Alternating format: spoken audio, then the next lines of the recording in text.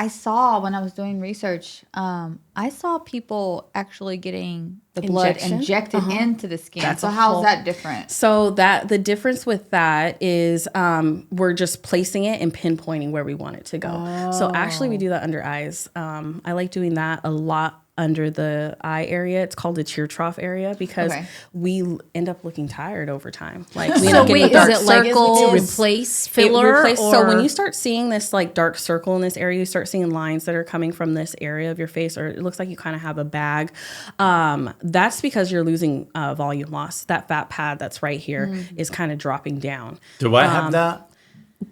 You have a little volume loss, but we all do at this point in time. So would that help me? Yes. Yeah. Because I want to do something here, but I don't want to do filler, and I don't know what else to do. I always go on the side of caution. You don't want to place filler here because the skin is very thin. It's really thin and fragile. Filler is clear. And a lot of times we can place filler there, but that's kind of like the last resort. Let's do stuff to rebuild it and regenerate the area. I like that. And then you're going to glaze it over with some filler. Because I've been told the opposite, like, oh, you need filler. You need filler. Oh, absolutely. You need filler. Yeah, because... and that just goes to, I always love, that's why I always tell people nurses do actually do this a whole lot more than some physicians, because they're like, no, my doctor told me to just put filler under here. I'm like, your doctor doesn't do this all the time. So I'm going to tell you what you're going to look like. It will look good the day that you do it. You'll look good for a couple months, and then all of a sudden you're going to start seeing blue, or your eye's going to look a little black right here because you're starting to see that filler push up. There's a muscle here, so you have to be aware of that. Anatomy is like the biggest thing, and understanding that is... And don't you find that fascinating, though, like with the different guests that we have, that we're getting different perspectives on the same area and ultimately achieving the same result. And that is dependent on the provider and what they like to do.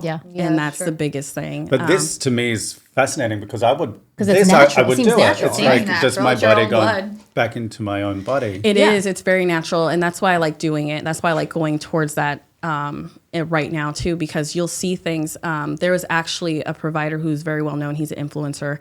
And he had filler placed here and had this like really bad reaction.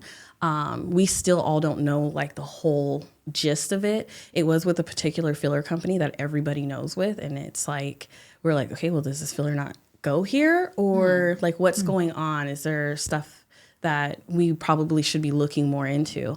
And just for me, I'm like, it would be better. That just makes sense for me to replace something in my body with something that was already in there.